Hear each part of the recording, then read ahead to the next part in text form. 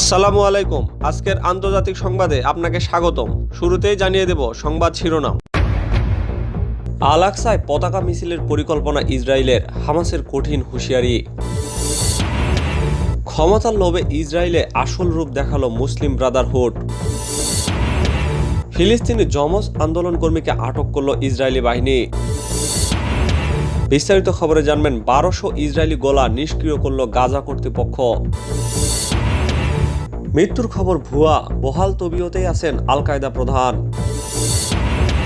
সবশেষে জানবেন বিশ্বে ইসলামী অর্থনীতির অগ্রনায়ক হতে চায় তুরস্ক। সংবাদ শিরোনাম শুনলেন, এবার জানিয়ে দেব বিস্তারিত সংবাদ।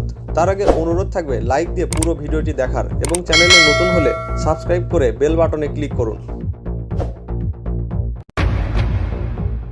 আল আকসায় পতাকা মিছিলের পরিকল্পনা ইসরায়েলের, হামাসের কঠিন হুঁশিয়ারি। ফিলিস্তিনের ইসলামী প্রতিরোধ আন্দোলন হামাসের গাজা অঞ্চলের প্রধান ইয়াহিয়া সিনওয়ার বলেছেন, মসজিদুল আকসায় আবারও হামলা হলে প্রতিরোধ যোদ্ধারা তেল আবিবে বড় ধরনের আঘাত হানবে।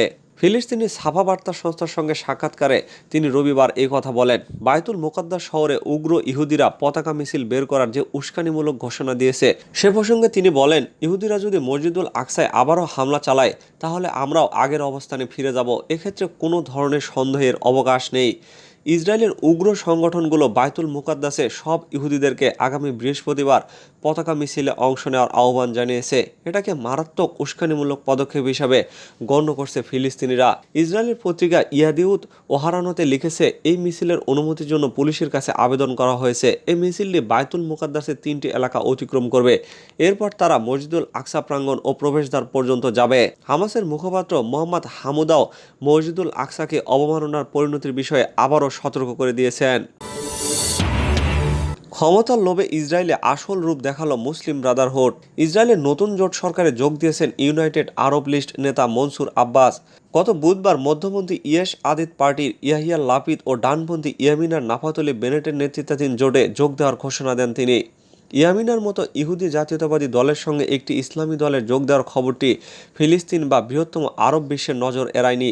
এই ঘটনাকে জটিল মুহূর্তে মুসলিম ব্রাদারহুড থেকে অনুপ্রেরণা পাওয়া কোনো দলের কাছে আদর্শের চেয়ে ক্ষমতা ও স্বার্থকে উপরে স্থান দেওয়ার আরেকটি উদাহরণ হিসাবে দেখছেন বিশ্লেষকরা। আন্তর্জাতিক সম্পর্ক বিশেষজ্ঞ ও রাজনৈতিক বিশ্লেষক ডক্টর হামদান আল শেরি আরব নিউজকে বলেন, খবরটা চমকপ্রদ না। ব্রাদারহুডের সহযোগী দলগুলো তাদের রাজনৈতিক লক্ষ্য অর্জনের জন্য সবসময় সব রকম পন্থা অবলম্বন করেছে। নিজ দেশের সরকার ছাড়া অন্য কারোর সঙ্গে মুসলিম ব্রাদারহুডের সহযোগিতার দীর্ঘ নাটকের আরেকটি পর্ব হলো এই সমঝোতা। আব্বাস যদি মন্ত্রী হন তাহলে ইসরায়েলি মন্ত্রিসভায় প্রথম আরব রাজনীতিক হবেন তিনি। ইহুদি ইসরায়েলি ভোটার ও রাজনীতিবিদেরা এর আগে এ ধরনের অংশগ্রহণকে রাষ্ট্রের ইহুদি আদর্শের সঙ্গে আপোষের বড় একটি পদক্ষেপ বলে গণ্য করছেন। আরব রাজনীতিকরাও হয়তো কিছুটা নার্ভাস, কারণ তারা এমন একটা দেশের সরকারের অংশ হতে যাচ্ছেন যেটির বৈধতা ও রাষ্ট্র হিসেবে টিকে থাকার অধিকারের বিষয়টি অধিকাংশ আরব দেশ ও মুসলিম বিশ্বে অত্যন্ত বিতর্কিত। এই রাজনীতিকদের মধ্যে যেমন নেতানিয়াহু লিকুদ পার্টির দ্রুজ সদস্যরা আছেন, তেমনি আছেন সেকুলার হাদাস কমিউনিস্টরা। একইভাবে আছেন দক্ষিণ ইসরায়েলের প্রান্তিক ও সংখ্যালঘু বেদুইন জনগোষ্ঠীর প্রতিনিধিরা, যাদের অনেকেই ইসরায়েলি ডিফেন্স ফোর্সের স্বেচ্ছাসেবক হিসেবে কাজ করেন। এরপরই আছে আব্বাসের ইউনাইটেড আরব লিস্ট, যেটিকে হিব্রু ভাষায় সংক্ষেপে বলা হয় রাম। ইসরায়েলের ইসলামিক মুভমেন্টের এক অংশ হচ্ছে ইউনাইটেড আরব লিস্ট, যাকে মুসলিম ব্রাদারহুডের সহযোগী ধরা হয়। অন্যদিকে গাজা উপত্যকার পরিচালক ও পশ্চিম তীরের অত্যন্ত জনপ্রিয় গোষ্ঠী হামাস তাদের বন্ধু ও উৎস হিসাবে মুসলিম ব্রাদারহুডের কথা গোপনের চেষ্টা খুব একটা করে না। আর ইউনাইটেড আরব লিস্টও এই মুসলিম ব্রাদারহুডের সঙ্গে সম্পৃক্ত। মিশর, সংযুক্ত আরব আমিরাত, বাহরাইন ও সৌদি আরব সহ বেশ কয়েকটি দেশ মুসলিম ব্রাদারহুডকে সন্ত্রাসী গোষ্ঠী হিসেবে তালিকাভুক্ত করেছে। তবে স্বার্থসিদ্ধির এই ঘটনা কতদিন টেকে সেটাই এখন দেখার বিষয়। ইসরায়েলি পার্লামেন্ট নেসেটের অনুমোদন পেলে বেনিয়ামিন নেতানিয়াহুর 12 বছরের ক্ষমতার অবসান ঘটাবে এই জোট। 1948 সালে ইসরায়েল গঠনের পর কোনো আরব পার্টির ইসরায়েলি সরকারের অংশ হওয়ার প্রথম ঘটনাও হবে এটি। ফিলিস্তিনি যমজ আন্দোলনকর্মীকে আটক করল ইসরায়েলি বাহিনী। পূর্ব জেরুজালেমের শেখ জাররা থেকে ফিলিস্তিনি আন্দোলনকর্মী যমজ দুই ভাই বোনকে আটক করেছে ইসরায়েলি পুলিশ। আটক দুইজনই শেখ জাররায় চলমান ফিলিস্তিনি আন্দোলনের সামনের সারির কর্মী। যমজ দুই আন্দোলনকর্মীর নাম মুনা আল কুর্দ ও মোহাম্মদ আল কুর্দ। আটক দুজনের বাবা নাবিল আল কুর্দ বলেন, শুরুতে ইসরায়েলি বাহিনী তাদের শেখ জাররার বাড়িতে অভিযান চালায়। এ সময় তার মেয়ে মুনাকে আটক করে তারা।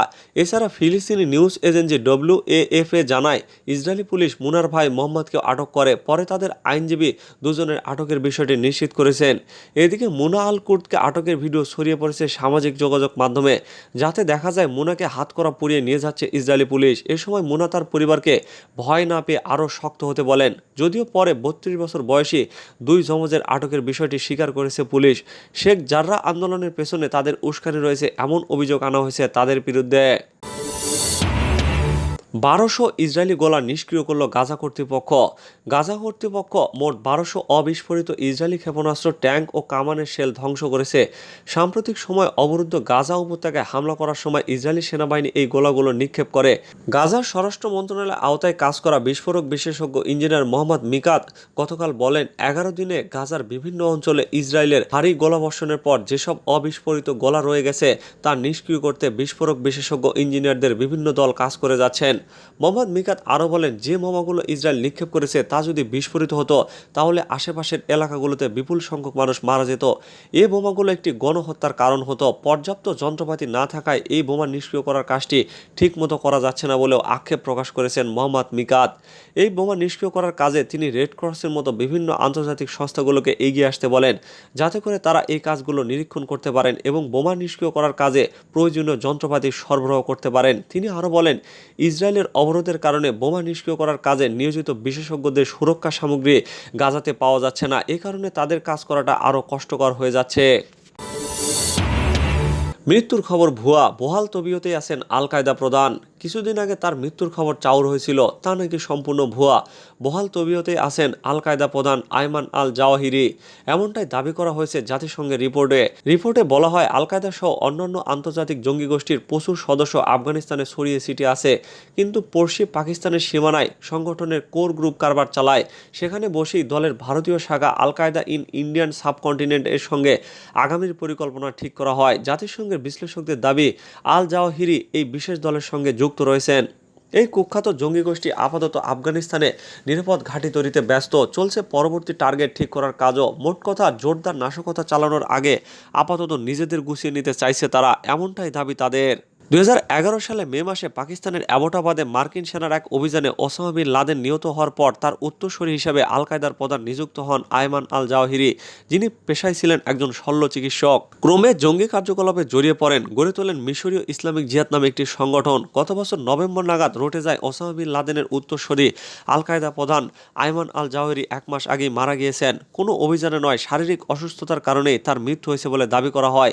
এদিকে ওই রিপোর্টে বলা হয়েছে, গত বছর মে মাস থেকে চলতি বছর এপ্রিল পর্যন্ত আল কায়দা গুটিয়েছিল, কারণ একের পর এক জঙ্গি দমন অভিযানে দলের মাথা ও প্রধান নেতারা নিহত হন।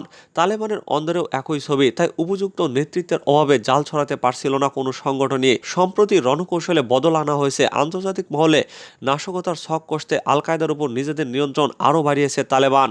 বাইরের দেশে জঙ্গিদের নাম ঠিকানা নথিভুক্ত করার পদ্ধতিও চালু করা হয়েছে। এরই মধ্যে আল কায়দা প্রধানের বেঁচে থাকার খবর নিঃসন্দেহে উদ্বেগ বাড়িয়ে দিল, তা বলাই বাহুল্য।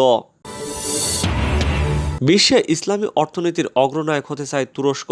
বিশ্ব ইসলামিক অর্থনৈতিক ব্যবস্থায় তুরস্ক নেতৃত্বের স্থান দখলের চেষ্টা অব্যাহত রেখেছে, আর সেটা করতে দেশটির বিশ্ববিদ্যালয়গুলোতে ইসলামিক ইকোনমিক্স অ্যান্ড ফিনান্সের মতো বিভাগ খোলা হয়েছে। দেশটির বৃহৎ ঋণদাতা থেকে শুরু করে শিক্ষক শিক্ষার্থীরাও এই বিষয়ে ব্যাপক আগ্রহ দেখাচ্ছে। এ নিয়ে বিশেষ প্রতিবেদন প্রকাশ করেছে তুরস্কের রাষ্ট্রীয় সংবাদ মাধ্যম আনাদোলো এজেন্সি।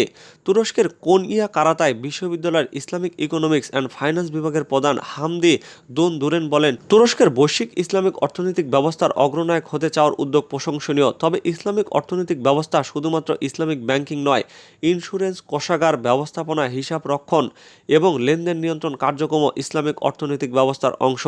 হামদি দোনদুরেন বলেন, ইসলামিক অর্থনৈতিক ব্যবস্থার পরিপূর্ণ উন্নয়ন করতে আঙ্কারার উচিত অর্থনৈতিক বিধিমালা গঠন করা, আর এটা হতে পারে ইসলামিক অর্থনৈতিক রীতিনীতির অধীন সামগ্রিক পদক্ষেপ। তুরস্কের এই বিশ্ববিদ্যালয় শিক্ষক বলেন, যদিও ইসলামী ব্যাংকগুলো সুদমুক্ত, কিন্তু সকল অর্থনৈতিক লেনদেন ইসলামিক অর্থনৈতিক ব্যবস্থার আলোকে না করা গেলে আমাদের ব্যবসা করা উচিত নয়। এর জন্য প্রয়োজন অর্থনৈতিক চক্রে ব্যবহৃত প্রযুক্তিগত আবেদন, ইসলামী ইন্স্যুরেন্স কোম্পানি, ইসলামী বিনিয়োগ ফান্ড এবং ইসলামী অনুভূতি সম্পন্ন মধ্যবর্তী প্রতিষ্ঠান। তুরস্কের শিক্ষাবিদরা ইসলামিক অর্থনৈতিক ক্ষেত্র ফোকাস করতে চায় উল্লেখ করে হামদি দন্দুরেন বলেন, বিশ্ব এবং তুরস্কে ইসলামিক অর্থনৈতিক ক্ষেত্র একটি নতুনভাবে উন্নয়নশীল সেক্টর। বিশ্বে তুরস্ক ইসলামিক অর্থনৈতিক ব্যবস্থা নিয়ে একযোগে গবেষণা পরিচালনা করেছে। এই খাতে দেশের ঋণদাতাদের অংশগ্রহণে তুরস্কের আত্মবিশ্বাস বেড়েছে। আসন্ন বছরে এই ক্ষেত্রে আমাদের দেশ হবে বিশ্বে অগ্রনায়ক। উন্নত অর্থনৈতিক পরিষেবার দেশ যুক্তরাজ্য লুক্সেমবার্গ বেশ কয়েক বছর ধরে ইসলামিক অর্থনৈতিক ব্যবস্থায় আগ্রহ দেখাচ্ছে উল্লেখ করে তিনি বলেন, পুঁজিবাজারে ইসলামিক অর্থনৈতিক পণ্য বিশেষ করে বৃহৎ বিনিয়োগ ফান্ডে যুক্তরাষ্ট্রেরও ব্যাপক আগ্রহ রয়েছে।